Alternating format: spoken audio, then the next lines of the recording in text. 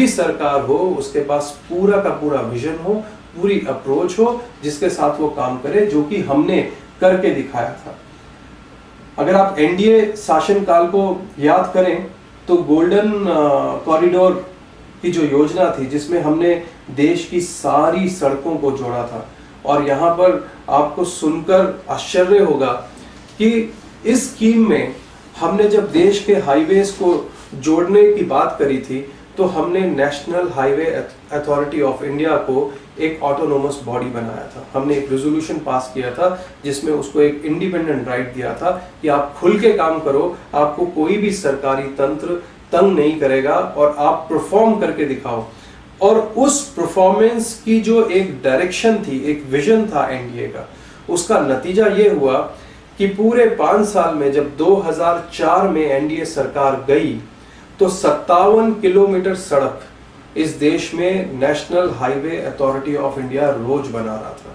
यानी रोज 57 किलोमीटर सड़क आगे की ओर बढ़ रही थी। और अगर हम 5 साल की एवरेज भी ले लें तो 12 से 14 किलोमीटर सड़क रोज बनी है।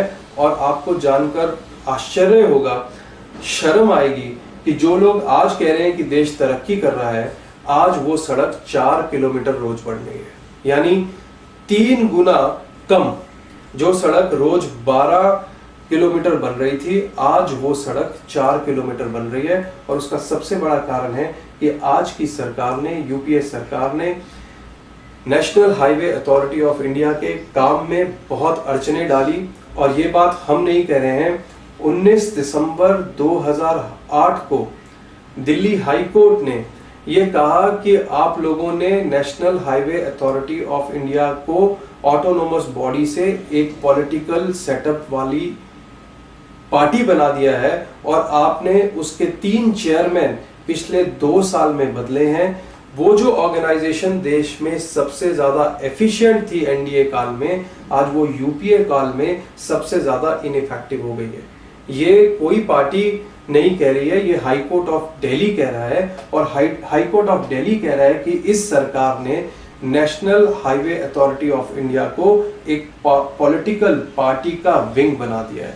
तो ये इससे ज्यादा शर्म की बात, इससे ज्यादा डूब मरने वाली बात इस देश में नहीं हो सकती कि एक ऑर्गेनाइजेशन जो इस देश को तरक्की दे रही थी, आगे बढ़ा रही थी, उसका पूरा का पूरा मटिया मेल इस सरकार ने किया है।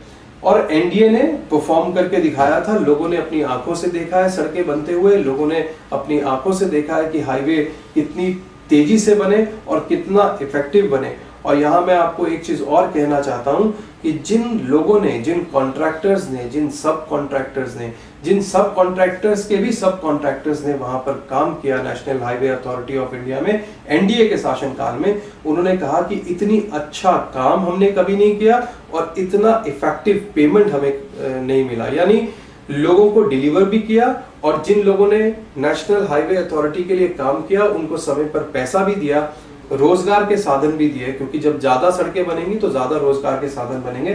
तो उस तरह का एक एक्स्ट्रा ऑर्डिनरी परफॉर्मेंस करके दिखाया। और ऐसे ही सागरमाला प्रोजेक्ट, मैंने जैसे आपसे विजन की बात करी, हमारी सरकार का एक बड़ा क्लियर विजन था।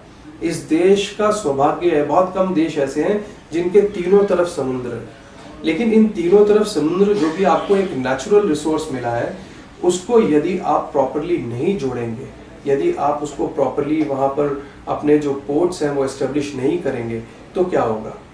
तो वो रिसोर्सेज जो आपको नेचुरली मिले हैं, आपने उनको यूज नहीं किया तो आप अपने देश में तरक्की नहीं ला सकते हैं। इसलिए एनडीए गवर्नमेंट ने जो अच्छे से क्लियर विजन के साथ काम कर रही थी, उसने ये सागरमाला प्रोजेक्ट लाया और सागरमाला प्रोजेक्ट से पोर्ट्स को जोड़ने की बात करी और पोर्ट्स को डेवलप करने की बात करी ताकि मैक्सिमम इंपोर्ट एक्सपोर्ट हो सके।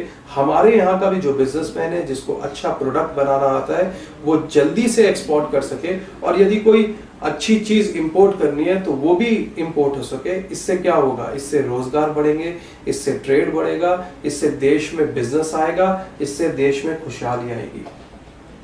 इसी तरह से प्रधानमंत्री ग्रामीण सड़क योजना, अब ये भी डायरेक्टली रिलेटेड है हमारी सोच के साथ, हमारे विजन के साथ। इसमें हमने एक चीज बड़ी तय मानी कि यदि देश में हाईवे यानी होंगे, शहर आपस में जुड़ेंगे और पोर्ट के माध्यम से यदि हम बिजनेस को बढ़ाएंगे, और देश जिसका आज भी 52% से ज्यादा इकोनॉमी देश के गांव के अंदर बसी है, और अगर उस गांव को कनेक्टिविटी शहर और शहर से मिलने वाले फायदों से नहीं कराई तो उसका कोई फायदा नहीं होगा और पूरा देश में पूर्ण रूप से तरक्की नहीं होगी। इसलिए इस योजना का निर्माण किया और इस योजना के तहत गांव-गांव में सड़क पहुंची, गांव-गांव में किसान के लिए अपना सामान बेचना आसान हो गया, किसान को शहर जाना आसान हो गया, लोगों की कम्युनिकेशन बढ़ गई, लोगों की आवाजाही बढ़ गई, रोजगार के साधन बढ़े, और जो देश तरक्की शहरों में सिर्फ ना करे और वो तरक्की सीधा गांव तक पहुंचे जहां देश की अधिकांश लोग रहते हैं, तभी पूर्ण रूप से देश तरक्की करेगा। इसलिए ये योजना भी इम्प्लीमेंट करी, ये भी विजन वहां पर लगाया और उसके कारण से ये हुआ। और अगर आप इसमें देखें तो हमें पूरा पिक्चर, पूरा देश यानी एक खुशहाल देश, एक खुश देश, एक तरक्की करने वाला देश, एक आगे बढ़ने वाला देश कैसा होना चाहिए, उसमें बड़ा क्लियर है कि उसके गांव भी जुड़े हों, उसके नेशनल हाईवे भी दौड़ते हों जहां पर आकर लोगों की तरक्की वाली स्पीड नजर आए, और उसके जो पोर्ट्स हैं वो भी अच्छे से जुड़े हों। और अगर ये कनेक्टिविटी का काम पूर्ण रूप से देश में होगा तो देश में रोजगार होगा।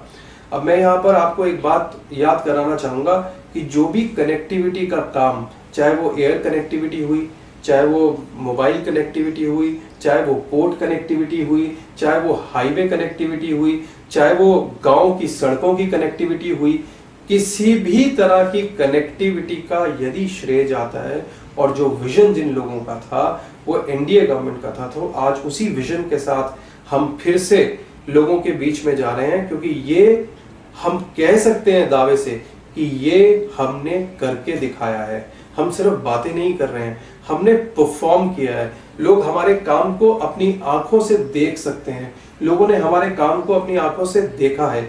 और जब इस तरह का पूर्ण रूप से जब देश में तरक्की होगी तभी देश आगे बढ़ेगा, ये हमारी अप्रोच है। अब अगर हम आगे चलें तो आज हमारा क्या विजन है, आज हम क्या सोचते हैं, आज हमारी सरकार, आडवाणी जी प्रधानमंत्री बनेंगे, उनकी सोच क्या है?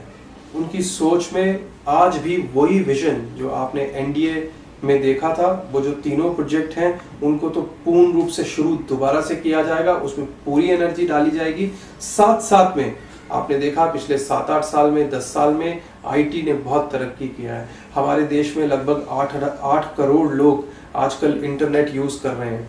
10 करोड़ के करीब ईमेल एड्रेस हैं इस कंट्री में जो ऑलरेडी, और आप ऐसा वर्ग है स्टूडेंट, मेरे ख्याल से यहाँ जितने भी स्टूडेंट्स हैं वो सारे के सारे स्टूडेंट्स ईमेल आईडी यूज करते हैं। सो आईटी जो है वो देश का फ्यूचर है, लेकिन इस फ्यूचर को हम कैसे यूटिलाइज करेंगे? आईटी का जो बेनिफिट है वो देश के गांव में, देश के साधारण नागरिक को कैसे पहुंचेगा, इसके बारे में पूरी तरह से एक विचार बना, इसके बारे में पूरी तरह से एक कई महीनों का R&D करके बहुत सारे प्रोफेशनल लोगों ने अपना इनपुट डालकर एक डॉक्यूमेंट तैयार किया। आप IT डॉक्यूमेंट www.lkadvani.in की साइट पर विजिट करके भी पूरी डिटेल में जा सकते हैं, लेकिन उसके जो मेजर हाइलाइट्स हैं वो मैं आपके साथ यहाँ पर शेयर कर रहा हूँ। और इसके पीछे एक सोच भी आपको पहले बताना चाहूँगा। हमारे देश में हर 150 किलोमीटर पे खाने की हैबिट्स बदल जाती हैं।